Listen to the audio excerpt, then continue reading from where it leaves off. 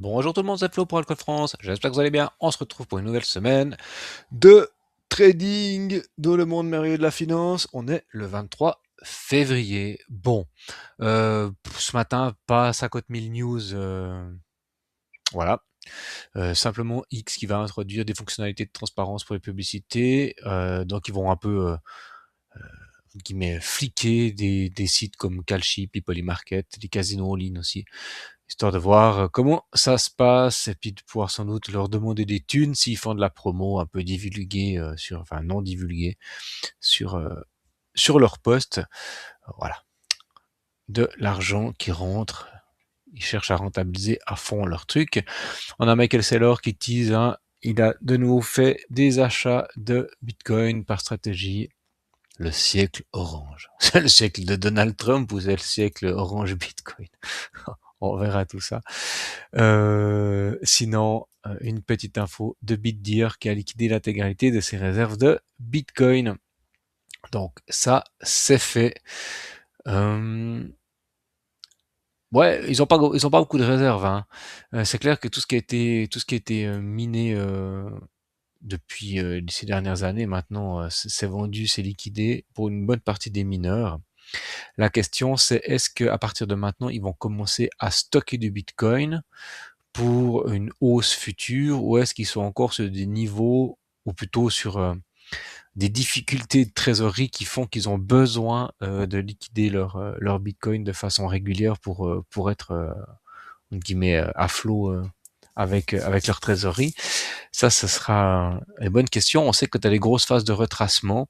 Et bien, tout d'un coup, on apprend qu'il y a X fermes de minage qui ferment ou qui se font racheter par d'autres parce que bah elles ont pas les reins assez solides et puis elles fonctionnent uniquement quand Bitcoin il est entre guillemets à des niveaux stratosphériques. Puis quand il redescend au-dessous un certain niveau avec le hash rate qui aura augmenté sur X années, et bien en fait ça devient plus rentable du tout. Donc pour le moment, j'ai pas encore vu tellement de fermeture, hein, donc on doit encore être bon. Enfin bref, n'hésitez pas à nous rejoindre sur l'application si vous prenez cette vidéo sur YouTube. Vous avez dans notre app un canal public, vous avez la possibilité d'échanger avec nous. Vous voyez qu'on est déjà quelques-uns, quelques centaines, voire même quelques milliers. Et du coup, le canal voilà, est public. Vous pouvez poser toutes vos questions, discuter entre vous. Il y a pas mal de... Ah, bah je vois que Hondo Pump Aero. On ira voir, j'ai prévu Hondo Pi Aero aujourd'hui, Thomas. On regardera tout ça.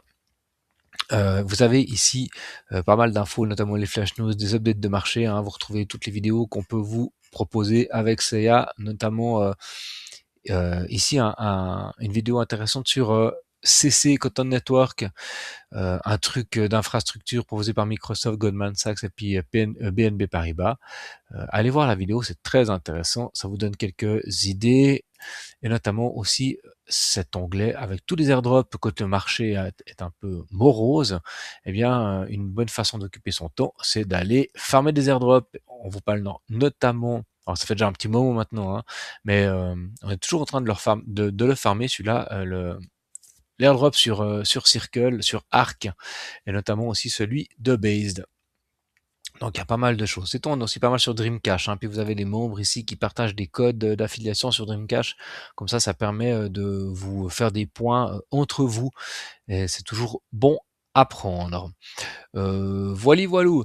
Sinon, aujourd'hui je voulais vous parler. On vous a proposé ici un tweet, un message sur X, sur AAV. AV, donc hein, c'est la plus grosse chaîne, le plus gros projet crypto pour tout ce qui est lending on chain. Voilà, c'est juste énorme. Et c'est devenu tellement gros qu'ils ont plus de 51% du lending on chain depuis 2020. Donc c'est 23 milliards de prêts actifs, 60% du marché des prêts, 1000 milliards de prêts cumulés depuis le lancement. Finalement, AAV, c'est l'infrastructure de base sur laquelle énormément d'autres cryptos viennent se greffer, énormément d'autres projets viennent se greffer, notamment Morpho, hein, Pendle, Maple, Centrifuge, tous ces gros ouais, ces gros projets de tokenisation des actifs réels, d'emprunts, de prêts, toutes ces choses-là.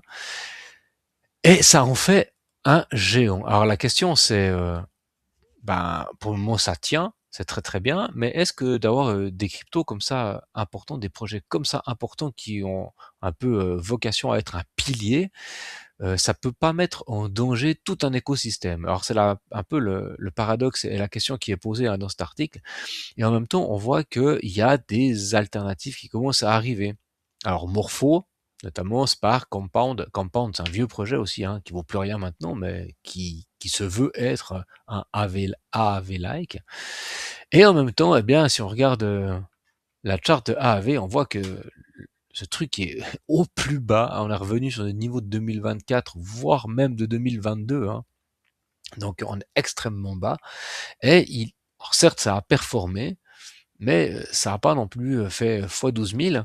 Donc la question c'est, est-ce que ce genre de projet, maintenant c'est quelque chose qui est institutionnellement inscrit, et puis bon, bah, ça va continuer son petit bout de chemin euh, comme ça, est-ce que, enfin, c'est quoi l'enjeu d'un tel projet finalement? C'est un peu comme Link, hein. Si vous regardez Link, qui est aussi un des énormes maillons d'infrastructure sur la crypto pour tout ce qui est les oracles, on est revenu sur les niveaux d'accumulation de 2022 sans avoir fait une immense performance. Alors c'est plus que AAV quand même, hein.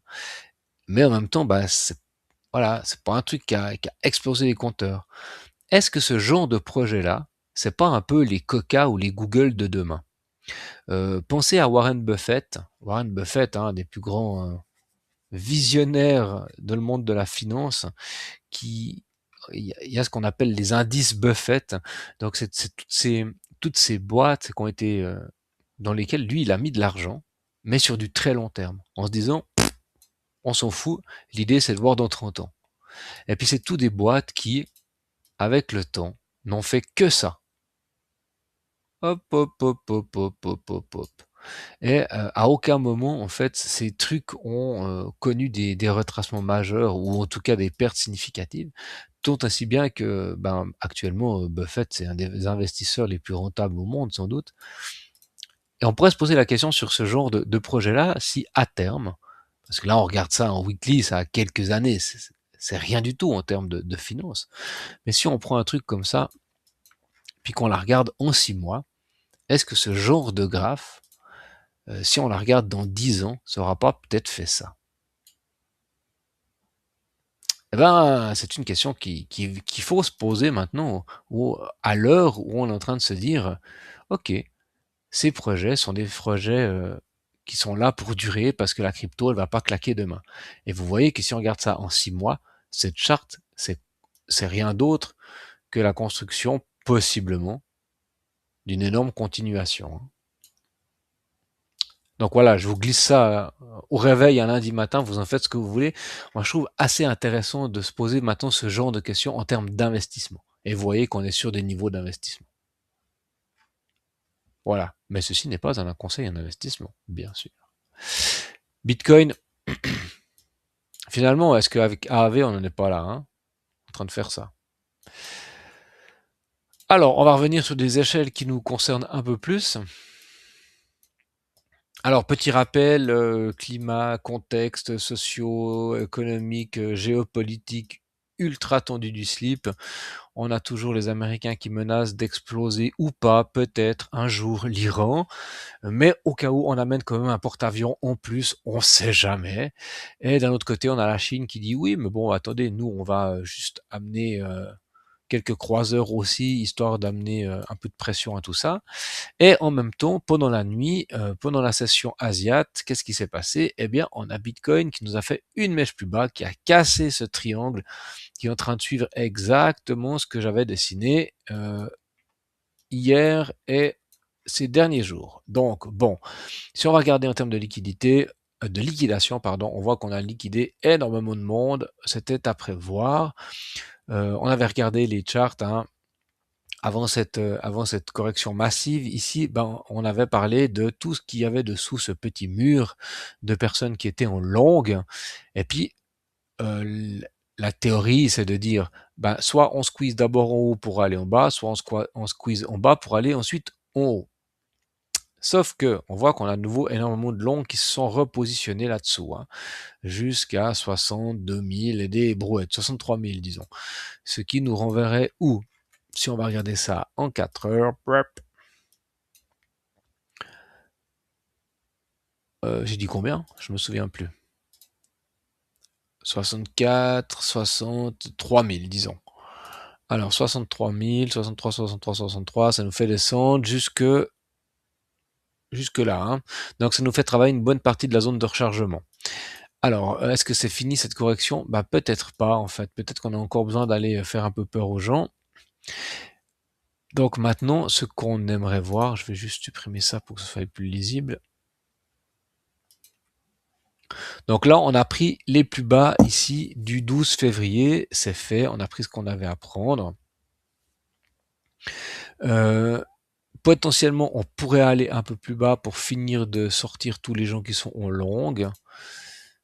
Et puis ce qui permettrait aux autres personnes ici de construire des positions short, en sachant qu'il y en a déjà énormément qui sont construites là-dessus, hein, jusque là en haut. Et puis une fois qu'on a, si on continue à aller chercher un petit peu les longues, de pouvoir ensuite venir squeeze les shorters. Ça serait une possibilité, hein. Et on aurait fait ce ping-pong dont on parlait depuis un certain temps, de venir dans la zone de rechargement, puis ensuite aller ici chercher la zone de short. Donc ça, ce serait tout à fait envisageable. Ce serait même...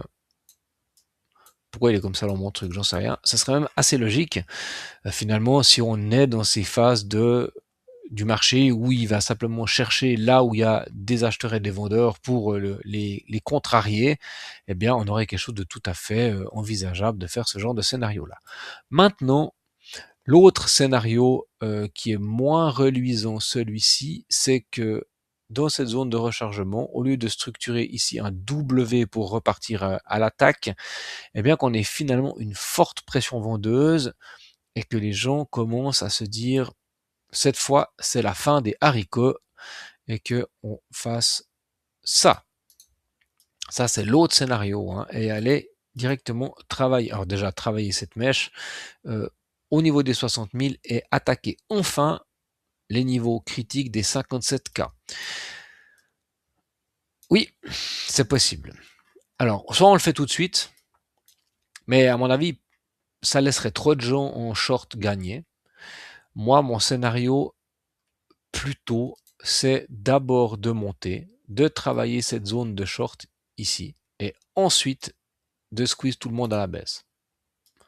Moi, c'est vraiment le scénario que je vais privilégier pour les prochains jours, les prochaines semaines. Pourquoi? Parce que si vous allez regarder ce qui s'est passé en 2022, c'est exactement ce qu'on a fait. On a structuré des trucs comme ça. On est venu faire un breakout de ce range, hein. Et qu'est-ce qu'on a fait? Réintégration. Donc c'était un fake out et ensuite Choban. C'est tout à fait un scénario qui serait valable. On retrouve ce genre de scénario à plein d'endroits. Là, on a fait plus ou moins la même chose, hein. On l'a fait même plusieurs fois. Ici, si je prends, on a fait notre grand break, on est revenu, tuc, tuc, tuc, tuc, on a repris ici les niveaux de ce petit range avant d'aller plus bas. Là, on est remonté, même chose, hein, alors qu'on prend un nouveau, on fait un nouveau plus haut sur cette séquence-là, après on recorrige pour aller chercher plus bas. Donc finalement, on voit qu'on a régulièrement ce genre de pattern. Moi, ça m'étonnerait pas qu'on fasse la même chose. Donc qu'on vienne simplement nous faire croire que on reprend de la force et qu'ensuite on repasse plus bas. Pour invalider ce scénario-là, moi, ce que j'ai besoin, c'est que dans cette zone-là, on vienne structurer quelque chose un peu comme ça, à la limite qu'on vienne faire un week-off, hein, sur la ligne de coup, mais qu'ensuite on s'attaque sérieusement à ce sommet-là. Là, on aurait quelque chose qui commence, on pourrait commencer à se dire, ok, il y a vraiment, il y a envie d'aller chercher quelque chose plus haut. Mettons qu'on fait des M là-dedans, avec en plus un OBV qui est tout dégueulasse. Tiens, j'ai perdu mon MACD, voilà. Euh, Là, vous voyez que le MACD, on est, on est en train de faire des plus bas, mais par contre, on est assez fort, hein. Donc, il y a gentiment une divergence qui est en train de se faire. Donc, c'est pour ça que je pense d'abord à ce squeeze. Ensuite, on va aller chercher un peu plus haut. On va prendre ces sommets ici autour des 72K. Euh, et c'est dans cette zone-là que ce sera la zone de tous les dangers. Pour moi, j'ai l'impression que ça va se jouer comme ça. On verra. C'est la grande question. La question à 1 million pour les prochains jours. Dans ce mouvement-là, si on va regarder en 1 heure, est-ce qu'il y a quelque chose à faire? Pouf, pouf, pouf. Vous voyez qu'on a déjà réintégré le range, hein. Bon, bah, toute cette imbalance est à travailler, bien entendu, ça c'est clair, mais on est déjà au-dessus du premier arrêt. Pour moi, il n'y a pas grand-chose à faire là-dedans. On va attendre. Il y a la possibilité de jouer un truc comme ça. Donc là-dedans, il y aurait sans doute un bout de trade à aller chercher pour faire un long. Mais pour le moment, on n'a pas de setup. Enfin, moi, j'ai pas de setup là-dedans qui se dessine. Donc, on oublie. Bon, bah, du coup, Ethereum a suivi comme un seul homme, hein. Bitcoin a perdu 3%, Ethereum en a perdu 4%. As usual, j'ai envie de dire, même chose, on a pété le triangle, ça s'est réglé. Hop, on a pété tous les tunnels, blablabla. Maintenant, la question c'est jusqu'où on va aller. Donc, pour savoir ça, on prend notre FIB. Hop, on va jusqu'au sommet. On voit qu'on est venu travailler ici la zone de rechargement. Donc, ben, pas de, pas de miracle. La zone de short, elle est là-dedans, la première, hein, sur du daily. Donc, on sait où on aimerait rebondir, pile poil, aller prendre les 2151 $. Une fois qu'on aura fini d'emmerder tout le monde dans cette zone-là. Alors sur Ethereum, comme c'est forcément un peu plus faible que Bitcoin, il y a possibilité d'aller gratter les 88,6 de Fibo pour ensuite jouer ce squeeze. On verra ce que ça raconte. Mais de toute façon, on va être suspendu aux annonces américaines, aux colères de Trump. Aujourd'hui, ça va être le réveil de la gueule de bois du week-end et des annonces douanières de 10 puis de 15% de Trump. Donc, ça risque d'être un peu volatile, un peu chaud sur les marchés. En même temps, une partie de la bourse fonctionnera peut-être au ralenti, étant donné que New York est pas mal paralysé par une tempête de neige. Faudra voir tout ça, comment ça va se passer. Mais voilà, pour le moment, on corrige, on chasse de la liquidité. Maintenant, est-ce qu'on va les plus bas ou pas? C'est la grande question. En tout cas, on est sur des niveaux de support qui deviennent vraiment intéressants. BNB, même chose, on a pris les plus bas ici, donc on est en train de finir ce falling. Ça pourrait nous renvoyer sur des zones un peu plus hautes. Et en même temps, on a encore de la place, hein, comme je l'avais tracé, pour aller chercher des niveaux encore plus bas, autour des 500 $ presque, hein, 525 $. Donc BNB, ça pourrait être un argument si on vient break ici les 575. Après, on n'a plus grand chose de le volume profile sur toute cette période, hein, depuis le 10 février 24. Donc c'est possible qu'on puisse venir assez facilement avec un petit coup de pression, chercher ces niveaux. Euh, on va surveiller ça. Moi, pour le moment, c'est pas une zone qui m'intéresse encore pour faire de l'investissement sur BNB. Je pense qu'on peut aller encore chercher un petit peu plus bas. Solana, c'est un peu le bordel. On va faire un peu propre tout ça. Voilà. Solana, il est pas venu chercher son plus bas. Solana, il est pas venu prendre son plus bas ici du 12 février. Donc pour le moment, bah ok, on fait notre M, mais on s'arrête au niveau. Toujours cette petite zone de rechargement dans laquelle on pourrait venir faire une mèche ou deux. On va regarder si par hasard. Ouais, on a pris le premier arrêt, ça c'est clair. Même chose sur Sol. On a on est sur des niveaux extrêmement bas, hein, on est déjà dans la zone de rechargement, le travail il est fait, mais on a toujours ici cette imbalance qui traîne avec la possibilité d'aller jusqu'au 88,6 de fib. Donc on surveille seul, on surveille ces niveaux-là. Pour le moment, c'est un petit peu plus fort que les autres. Je pense qu'on va quand même faire notre petite mèche dans la zone de rechargement. Ça me paraîtrait assez logique. Je vois pas trop pourquoi on n'irait pas. On verra tout ça. On vous a parlé de Cotton Network. Hein. Saya vous a fait un article. Il a fait une vidéo là-dessus, hyper intéressante. Gros projet institutionnel. Et pour le moment, ce truc s'est valorisé à boulet. Donc CC, Content Network. Si on va regarder un peu ce que ça vaut déjà 6 milliards. Ça vaut déjà 6 milliards. Nous, on vous en parlait ici. Hein. Moi, j'y croyais pas trop. Je me disais, bah, ce truc, c'est trop institutionnalisé. On va se faire dumper sur la gueule. Ça va pas être terrible. Et finalement, je me suis bien gouré. Depuis, on est en mode up only. Donc, ceux qui ont pu prendre une bille ici à 0,08, bah, vous êtes à x2. C'est très bien pour vous. Donc, on pourrait relativiser puis le voir comme ça. Mais c'est déjà un x2. La question, c'est jusqu'où peut aller ce machin. Alors là, on fait une belle structure corrective. Hein. Ça, c'est super intéressant comme structure.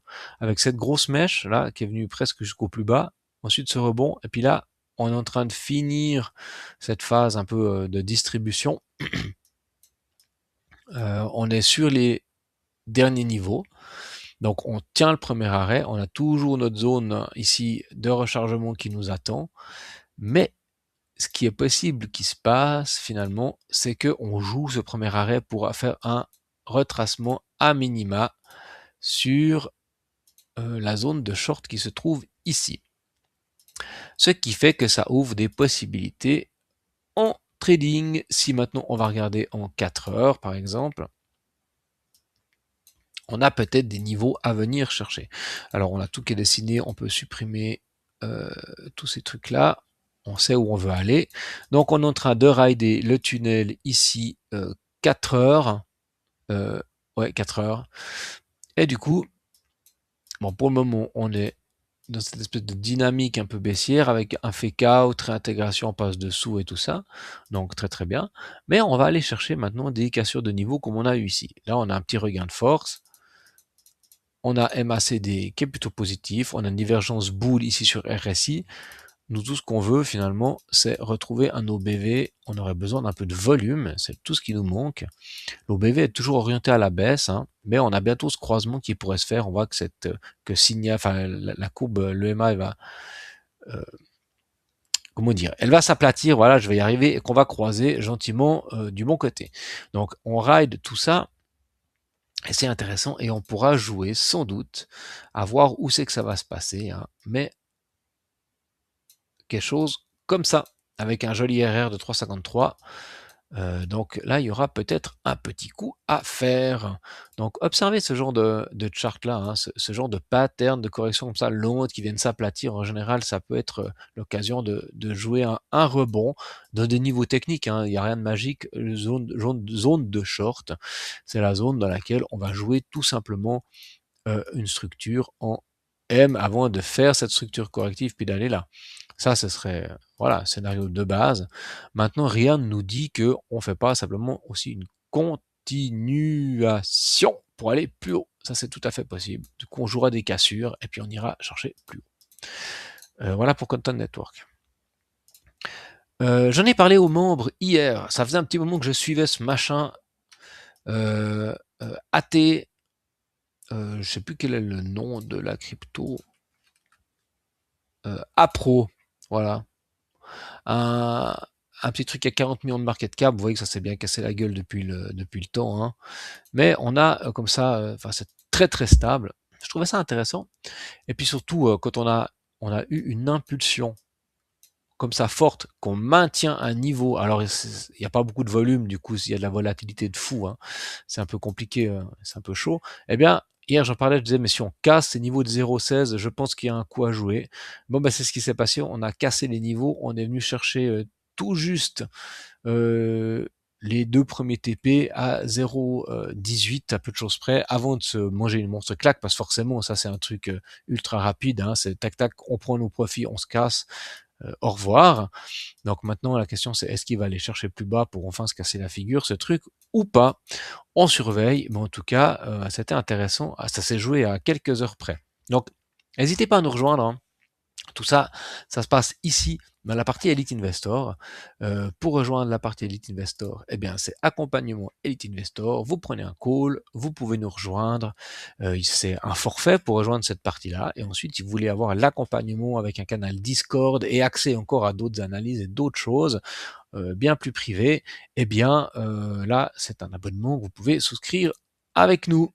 Donc voilà, j'en profite aussi pour vous parler, vu que le marché est un peu chiant, un peu complexe, eh bien, pour vous soulager de toutes ces péripéties, on a mis en place avec des partenaires, heu, un algorithme de trading sur, Bitcoin.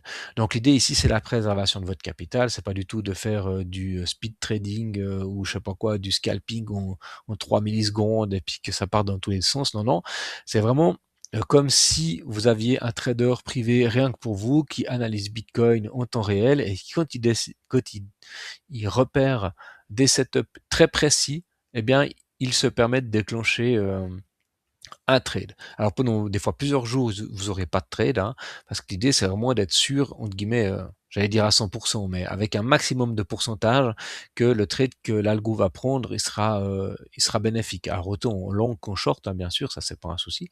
Et ça se fait via notre partenaire, ça se fait sur Vantage. Donc pour nous rejoindre, pour avoir toutes les infos, c'est dans Algorithme Bitcoin. Et puis vous avez sur ici, sur le site afcapitalmarket.com, vous avez toutes les infos nécessaires euh, que vous pouvez glaner comme ça la fois aux questions. Et puis vous voyez aussi les personnes qui sont derrière cet algo. Donc vraiment, c'est pertinent, c'est efficace, on vous vend pas la lune, vous n'allez pas devenir milliardaire avec ça, mais par contre, on peut vous garantir un certain, en tout cas dans le passé, un certain taux autour des 5 à 7% par mois, donc en intérêt composé, c'est plutôt pertinent, hein, c'est mieux qu'un livret A. Et en Suisse, je vous explique pas que les taux chez nous, c'est encore pire que ça. Si on a 0,1%, c'est c'est déjà énorme. Donc vraiment, c'est intéressant. Voilà, je continue sur les quelques cryptos du jour. Spark, on parlait d'AAV avant, hein. Spark, eh ben, c'est la même chose. Vous voyez que maintenant, lui, ils sont fous de la correction de Bitcoin. Il est sur ses niveaux maintenant. Il fait son dernier plat ici. Il est en train de construire gentiment son bottom. Donc c'est très bien. AAV, j'en ai parlé avant. Link, j'en ai parlé avant. On est gentiment bon. Je voulais faire encore Aero puis Hype. Donc Aero, belle structure, hein. Depuis ce plus bas ici du 11 février, en daily, on a quelque chose de plutôt propre. On est sur des niveaux d'entrée pour moi. Ça devient pertinent si vous croyez au genre de projet. On tient ces niveaux-là. Donc on devient vraiment sur des niveaux très intéressants. Oubliez pas que malgré tout, sur Aero, on est plutôt sur une dynamique qui se voudrait être celle-là. Donc la question c'est potentiellement rebond, mais quand est-ce qu'on fait ça? Est-ce qu'on fera ça? Ou est-ce que ce truc est voué à crever parce que finalement sur Base, il n'y a plus rien qui se passe? Ah, ça c'est l'autre possibilité. Mais gros projet, Base, grosse blockchain, donc c'est quand on parle le moins des projets que il y a les meilleurs coups à faire. Puis vous voyez qu'on est revenu hein, exactement comme dans ces niveaux ici, avant de pouvoir rejouer un rebond intéressant. Donc on garde ça sous le coude. Hyper liquide. Donc aussi on est en train de faire ce falling ici sur Hyper Liquid après avoir fait cette impulsion qui a break ici la trendline. Donc normalement on aimerait bien venir se reposer sur la trendline pour pouvoir jouer un soubresaut. Donc on arrive dans la zone de rechargement. Donc pour le moment c'est quelque chose qu'on voit qui est assez classique, hein. Donc moi j'attends quoi? J'attends de venir travailler dans cette zone. Sans doute qu'on va poser hein, vraiment ce bottom comme ça avant de pouvoir faire quelque chose d'autre. En plus on a toute cette imbalance à travailler. Elle est Vous voyez, on a de l'imbalance qui a été fait sur toute la montée ici en daily. Donc ça, on va venir travailler à tous les coups. Mais c'est un projet qui rapporte de l'argent. Donc ça, c'est maintenant aussi, faut pas oublier. Hein, dans ces phases où le marché il est un peu tendu, c'est fini les investisseurs qui posent des milliards sur des projets qui potentiellement un jour éventuellement vont faire des thunes. Euh, Là, il faut des trucs concrets. Hein. Donc les gars, ils vont regarder qu'est-ce qui fait de l'argent. Donc, prenez des filamas, vous allez regarder où c'est qu'il y a de la TVL avec des market cap faibles, vous regardez qu'est-ce qui génère des revenus, où c'est qu'il y a des fees sur les blockchains, parce que c'est ça qu'on veut voir. On veut voir des projets qui font de la thune et qui sont opérationnels, pas des vagues projets bidons qui peut-être dans 5 ans pourraient rapporter un peu de thune. En crypto, je crois que les investisseurs pour le moment ils se sont trop fait enfler, donc ça va être compliqué. Euh, Surtout qu'on n'est pas, il y a pas beaucoup de liquidité sur les marchés. Hein. On est toujours en train de contracter la liquidité mondiale. Donc tant qu'il n'y a pas une expansion majeure et un afflux de liquidité majeur, les gens ils vont aller chercher des projets qui font de l'argent. Donc de l'emprunt, de la DeFi sûre et certaine avec des rendements, la possibilité de faire de l'argent, tout ce qui est tokenisation, les gros projets qui fonctionnent. Donc toutes ces choses-là, et les DEX bien sûr, parce que les DEX, c'est payé au volume, donc que ce soit Bull, Bear, eux ils sont cognes, eux ce qu'ils veulent c'est faire du volume. Donc DEX, PerpDEX, tous ces trucs-là, donc hyper liquide, forcément, ça fonctionne. Voilà. Extra, je vais m'arrêter ici pour aujourd'hui, ça fait déjà 30 minutes, c'est déjà bien assez. Du coup, on se retrouvera demain normalement pour un nouveau brief. D'ici là, portez-vous bien, à bientôt, ciao.